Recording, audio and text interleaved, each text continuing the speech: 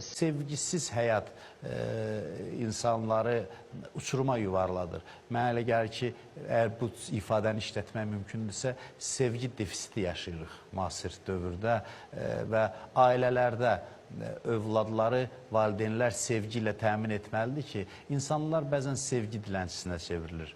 Cəmiyyətdən sevgi dilənir, diqqət dilənir və bu insanı uçuruma aparır. İnsan ailədə sevgi ilə tam təmin olunarsa, sevgi barədə gözü tox olur və kimlərinsə sevgisininəsirinə çevrilmir.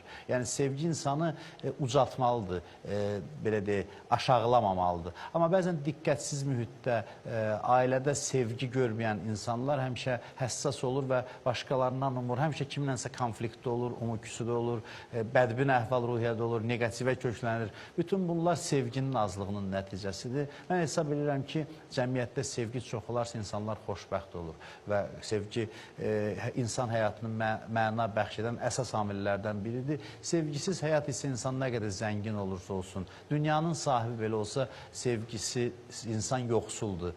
İmam Hüseyin Əleyhisselamın bir duası var. İlahi, səni tapan nəyi itirib, səni itirən nəyi tapıb. Doğrudan da insan sevirsə, aşiqdirsə Allaha, varlığın qaynağı Allahdırsa, o sevgini tapdıqdan sonra bütün varlıq aləmində sevməyə başlayırsan. Yəni, o ilahi eşqi paylayırsan insanlar arasında. Doğrudan da bu həyata başqa bir məna bəxş edir, başqa bir ləzzət qatır və sevgisiz həyat, bir daha deyirəm, maddi rifah da olarsa, elmi inkişaf da olarsa, sevgi olmazsa cəmiyyət yoxsuldur və o cəmiyyətdə cinayətlər də çoxalır, intiharlar da çoxalır, depressiyalar da çoxalır. Çünki insanlar sevgiyə, sevib sevilməyə ehtiyaclıdırlar.